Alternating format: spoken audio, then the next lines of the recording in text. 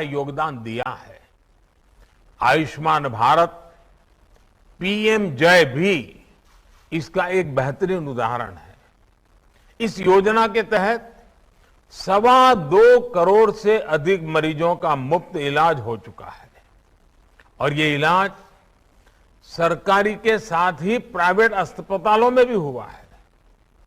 आयुष्मान योजना से जो देश के हजारों अस्पताल जुड़े हैं, उनमें से लगभग 10,000 प्राइवेट सेक्टर के ही हैं।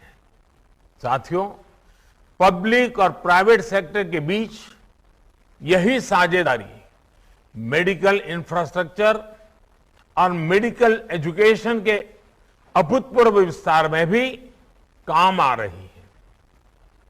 आज जब हम देश के हर जिले में कम से कम एक मेडिकल कॉलेज बनाने पर बल दे रहे हैं, तो इसमें प्राइवेट सेक्टर का रोल भी बहुत अहम है।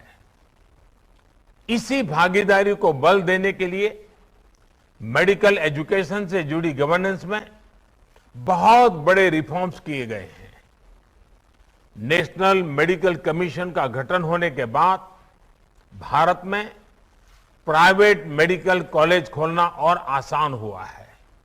साथियों, हमारे यहां कहा गया है, दान दिए धन ना घटे, नदी ना घटे नीर। यानी दान करने से धन घटता नहीं है, बढ़ता है। इसलिए जितनी सेवा करेंगे, दान करेंगे, उतनी ही संपत्ति बढ़ेगी। यानी एक तरह से हम जो दान देते हैं, सेवा करते हैं, वो हमारी ही प्रगति को व्यापक बनाती है। मुझे विश्वास है, आज हरियाणा के झज्जर में विश्राम सदन का निर्माण एक विश्वास सदन के रूप में भी उभर रहा है। ये विश्राम सदन विश्वास सदन का भी काम करता है।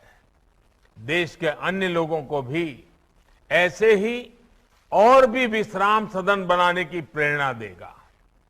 केंद्र सरकार अपनी तरफ से भी प्रयास कर रही है कि देश में जितने भी एम्स हो, जितने नए एम्स बन रहे हो, वहां पर नाइट शेल्टर्स जरूर बने। साथियों, अपनी बीमारी से परेशान मरीज और मरीज के रिश्तेदारों को थोड़ी सी भी सहूलियत मिल जाती है तो बीमारी से लड़ने का उनका हौसला भी बढ़ जाता है। ये सहूलियत देना भी एक तरह से सेवा ही है। जब मरीज को आयुष्मान भारत योजना के तहत मुफ्त में इलाज मिलता है तो वो उसकी सेवा होती है।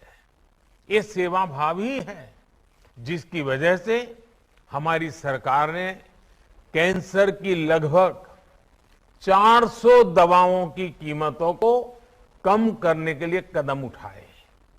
ये सेवा भाव ही है जिसकी वजह से गरीबों को जन औषधि केंद्रों से बहुत सस्ती, बहुत मामूली कीमत में दवाएं दी जा रही है।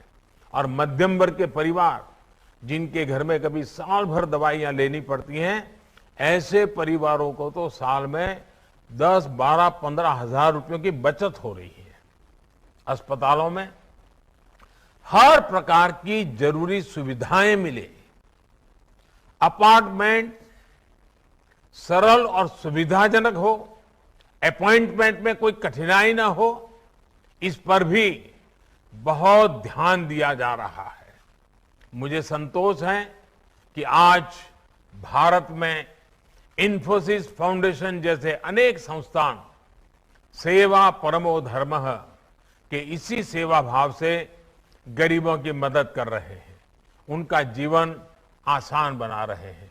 और जैसा अभी सुधा जी ने बड़े विस्तार से पत्रम पुष्पम की बात कही, और मैं समझता हूं सभी देशवासियों का ये कर्तव्य बनता है कि जीवन में जब भी जहां कोई न कोई पुष्प सेवा के भाव से समर्पित करने का अवसर मिले, हमने कभी भी इस अवसर को जाने नहीं देना चाहिए।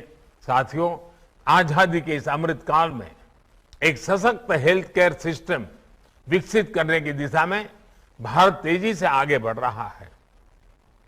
गांव गांव तक फैले हेल्थ एंड वेलनेस सेंटर, ई संजीवनी द्वारा टेलीमेडिसिन की सुविधा, हेल्थ सेक्टर में ह्यूमन रिसोर्स डेवलपमेंट, नए मेडिकल संस्थानों का निर्माण, देश के कोने कोने में इससे जुड़ा काम चल रहा है। ये संकल्प निश्चित रूप से बहुत बड़ा है, लेकिन अगर समाज और सरकार की पूरी ताकत लगेगी तो हम लक्ष्य को बहुत जल्द ही हासिल कर पाएंगे। आपको ध्यान होगा, कुछ समय पहले एक इनोवेटिव पहल हुई थी, सेल्फ फॉर सोसाइटी। इससे जुड़कर हजारों संस्थान और लाखों लोग समाज के हित में अपना योगदान दे रहे हैं। भविष्य में हमें अपने प्रयासों को और संगठित तरीके से आगे बढ़ाना है, ज्यादा से ज्यादा लोगों को जोड़ना है, जागरूकता बढ़ानी है। आजादी के अमृत काल में एक हेल्दी और वेल्दी फ्यूचर के लिए हम सभी को मिलकर काम करते रहना होगा, और ये सबके प्रयास से ही होगा, समाज की सामूहिक शक्ति से ही होगा। मैं एक बार फिर सुधा जी, इन्फोसिस फाउंडेशन का आभार व्यक्त करते हुए मैं आज जब हरियाणा की धरती के लोगों से बात कर रहा हूं तो मैं जरूर कुछ और भी बात बताना चाहता हूं। मेरा सौभाग्य रहा है, मुझे हरियाणा से बहुत कुछ सीखने को मिला है। जीवन का एक लंबा कालखंड मुझे हरियाणा में काम करने का मौका मिला है। मैंने वहां बहुत सरकारों को निकट से देखा है। अनेक दशकों के बाद हरियाणा को मनोहर लाल जी खट्टर के नेतृत्व में शुद्ध रूप से ईमानदारी से काम करने वाली सरकार मिली है। एक ऐसी सरकार मिली है जो दिन रात हरियाणा के उज्जवल भविष्य के लिए सोचती है। मैं जानता हूं अभी मीडिया का ध्यान ऐसी रचनात्मक और सकारात्मक बातों तरफ कम गया है, लेकिन कभी न कभी जब हरियाणा का मूल्यांकन होगा तो पिछले 5 दशक में सबसे उत्तम काम करने वाली, इनोवेटिव काम करने वाली, दूर की सोच के काम करने वाली ये हरियाणा सरकार है। और मनोहर लाल जी को मैं सालों से जानता हूं, लेकिन मैं देख रहा हूं कि मुख्यमंत्री के रूप में उनकी प्रतिभा जिस प्रकार से निखर करके आई है, अनेक विविध कार्यक्रमों को जिस प्रकार से मनोयोग से वो करते रहते हैं, जिस प्रकार से वो इनोवेटिव कार्यक्रम करते हैं, कभी कभी तो भारत सरकार को भी लगता है कि हरियाणा का ये प्रयोग पूरे देश में लागू करना चाहिए, और ऐसे कुछ प्रयोग हमने किए भी हैं। और इसलिए आज जब मैं हरियाणा की धरती के पास खड़ा हूं, उनसे मैं बात कर रहा हूं, तो मैं जरूर कहूंगा कि मनोहर लाल जी के नेतृत्व में भारतीय जनता पार्टी की इस टीम ने जिस प्रकार से हरियाणा की सेवा की है और जो लंबी सोच के साथ जो नींव डाली है, वो हरियाणा के उज्जवल भविष्य की बहुत बड़ी ताकत बनने वाली है। मैं आज फिर मनोहर लाल जी को सार्वजनिक रूप से बहुत बहुत बधाई देता हूं, उनकी पूरी टीम को बहुत बहुत बधाई देता हूं, और आप सबका भी मैं हृदय से बहुत बहुत धन्यवाद करता हूं।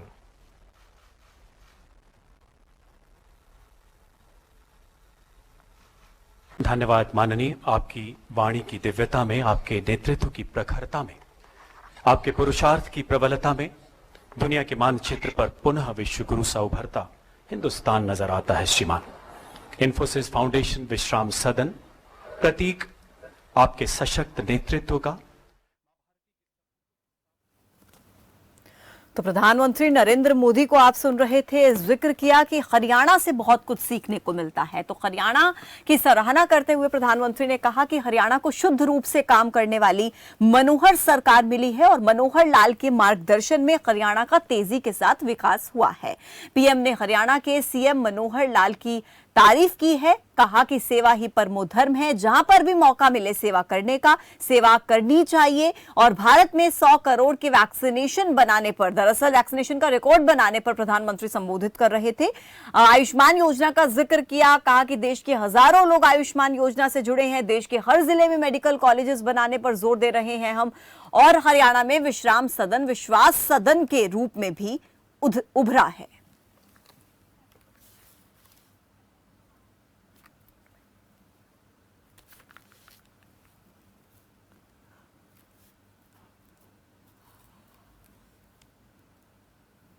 इसको मजबूत करने में अपना योगदान